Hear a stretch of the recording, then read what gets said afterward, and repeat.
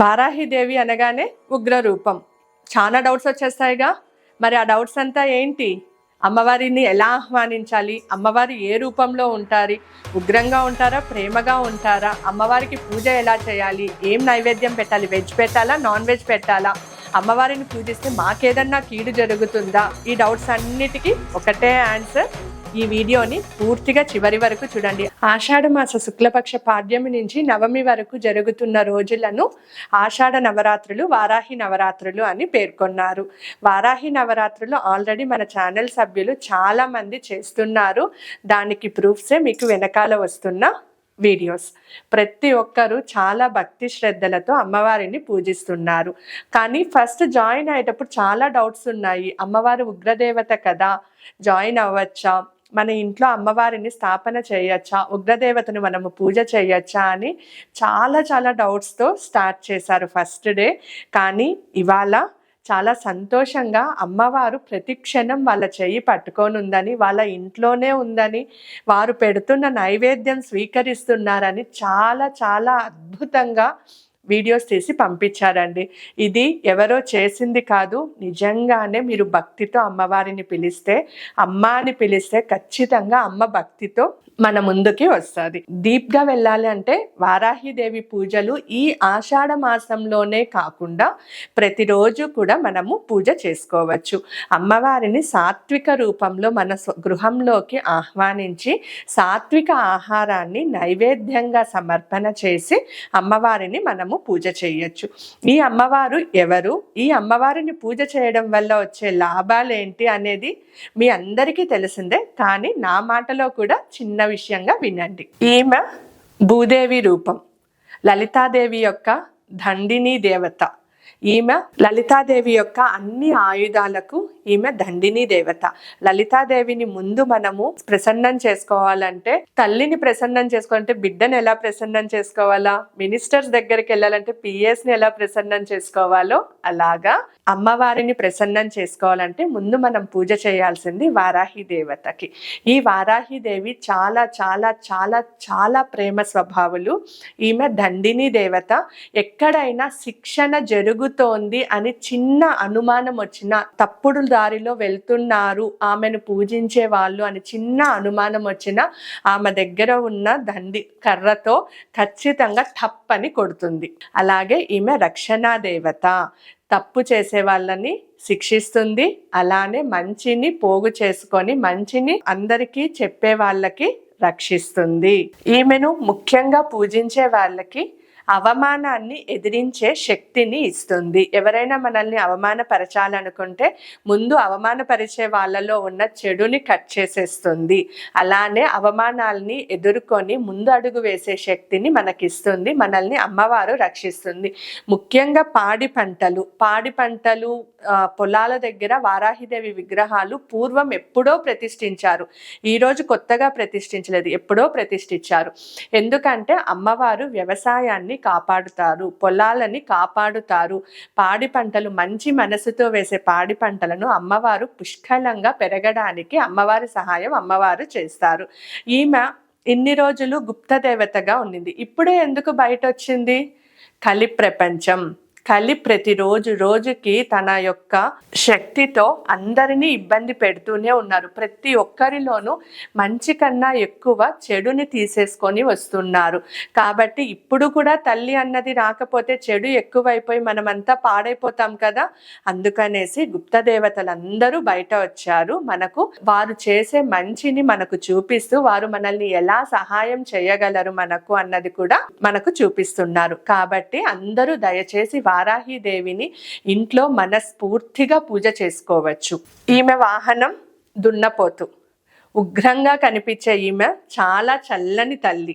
అన్యాయంగా, అక్రమంగా, దౌర్జన్యంగా జరిగే విషయాల నుంచి అందరినీ రక్షిస్తూ, అందరినీ అంటే ఒక కుటుంబాన్ని, ఒక మనిషిని కాదు, ఒక దేశాన్ని, ప్రపంచాన్నే రక్షిస్తూ ఆమె ఉంటుంది. అలానే పొలాలను కూడా ఆమెను మనస్ఫూర్తిగా రక్షిస్తుంది.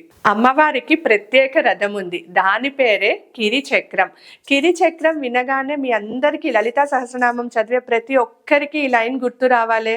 కిరిచక్ర రథారూఢ దండనాద పురస్కృత. వారాహిదేవి కిరిచక్రం అనే రథం పైన కూర్చొని దండనాయకిలాగా అందరి తప్పులను కట్ చేస్తూ ధ్వంసం చేస్తూ అందరికీ మంచిని నేర్పించడానికి ఆమె వస్తోంది.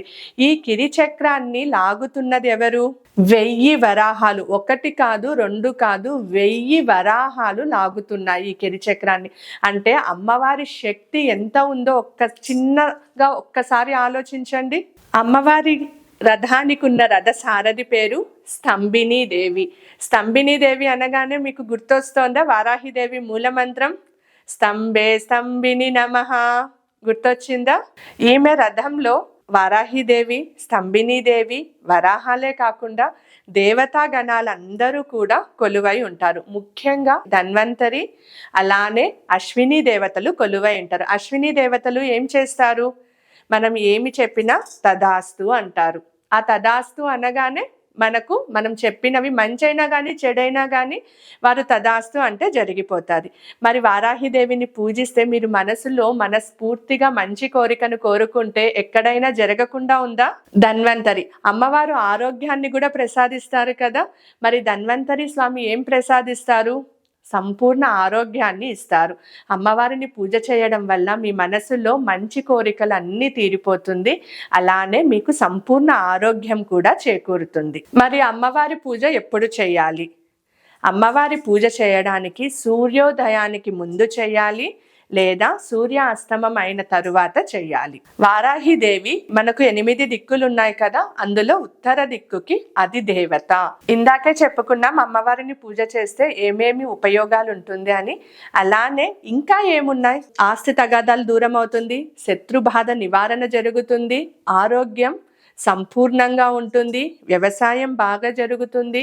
మనం అనుకున్న మంచి పనులు అమ్మవారిని ముందు పెట్టి మనము ప్రారంభించామంటే ఖచ్చితంగా మనం దాంట్లో విజయం చూస్తాము. అవమానాల నుంచి దూరంగా ఉంటాము, దౌర్జన్యం నుంచి దూరంగా ఉంటాము, అన్యాయం నుంచి దూరం అవుతాము. మన చుట్టూ ఈ అన్యాయాలు ఇవన్నీ స్ప్రెడ్ చేసే మనుషులు ఉన్న వారిని కూడా మనల్ని అమ్మవారు మన దగ్గర నుంచి దూరం చేసేస్తారు. ఇవే కాకుండా అమ్మవారికి కందదీపం పెడతారు. అంటే కందగడ్డను సగంగా కోసి లోపల ఉన్న గుజ్జు తీసేసి దీపం ఆకారంలో చేసి పసుపు పూసి అందులో ఇప్ప నూనె, అమ్మవారికి ఇప్ప నూనె లేదా నువ్వుల నూనెతో అమ్మవారికి దీపం పెడతారు. దీపం పెట్టిన తర్వాత ఆ కందగడ్డను ఏం చేయాలో మరుసటి రోజు మనము దాన్ని ప్రసాదంగా స్వీకరించి మన వంటలో వాడుకోవచ్చు. ఇలా ఈ కందదీపం పెట్టడం వల్ల అమ్మవారు తన లక్ష్మీదేవి స్వరూపంలో మనకు ఐశ్వర్యాన్ని ప్రసాదిస్తుంది. అది కూడా న్యాయ మార్గంలోనే ఐశ్వర్యాన్ని ప్రసాదిస్తుంది. అంటే మీ వంతు సహాయం, మీ వంతు ప్రయత్నం మీరు చేస్తేనే అమ్మవారు చెయ్యి పట్టి మనల్ని ముందుకు తీసుకొని వెళ్తారు. అలానే అమ్మవారికి పెద్ద పూజలు మేము చెయ్యలేము, మంత్రాలు చెయ్యలేము అనుకున్న వారు వారాహి ముద్రతో అమ్మవారిని 15 నిమిషాలు మనసులో స్మరణ చేసుకుంటే చాలు. వారాహి ముద్ర ఎలా అంటే ఎడమ చెయ్యి యొక్క చూపుడు వేలు, కుడి చెయ్యి యొక్క బొటన వేలుని కనెక్ట్ చేయాలి, మిగతా వేలు ఇలా క్లోజ్ చేయాలి. ఈ మిగిలిన ఎడమ చెయ్యి యొక్క బొటన వేలుని ఈ రెండిటి మధ్యలో పెట్టాలి. ఇలా పెట్టి అనాహత చక్రం దగ్గర ఇలా పెట్టుకొని అమ్మవారి మూలమంత్రంతో కానీ లేదా నేను ఇచ్చిన మహావారాహి దేవి మంత్రంతో కావచ్చు, ఇవేవి నాకు తెలియదు అని అంటే ఓం శ్రీ వారాహి దేవ్యై నమః అంటూ కూడా 15 నిమిషాలు అమ్మవారిని స్మరణ చేసుకోండి. మీకు ఆగిపోయిన పనులు జరుగుతుంది. అన్ని విషయాల్లో అమ్మవారు మనకు సదా ఎల్లప్పుడూ తోడు ఉంటారు. మరి ఇంకా మీకు డౌట్స్ ఉన్నాయా? వారాహిదేవిని పూజ చేయొచ్చా చేయకూడదా అని? అందరూ చేయొచ్చు కదా. ఆమె కూడా తల్లి స్వరూపం. ఆమె ప్రేమ అనంతం, కోపం చిటికెడే ఉంటుంది. ఆ చిటికెడు కోపాన్నే మీరు తట్టుకోలేకపోతున్నారు. మరి అనంతమైన ప్రేమని తట్టుకోవాలంటే అమ్మని అంతే ప్రేమతో పిలవాలి. అందరూ వారాహిదేవి పూజను ప్రతిరోజు కూడా నిత్య దీపారాధనలో నిత్య పూజలో చేసుకోవచ్చు. చేసుకొని అమ్మవారి అనుగ్రహానికి పాత్రలవ్వండి. ఓం శ్రీ గురుభ్యో నమః. ఓం శ్రీ మాత్రే నమః. స్వస్తి.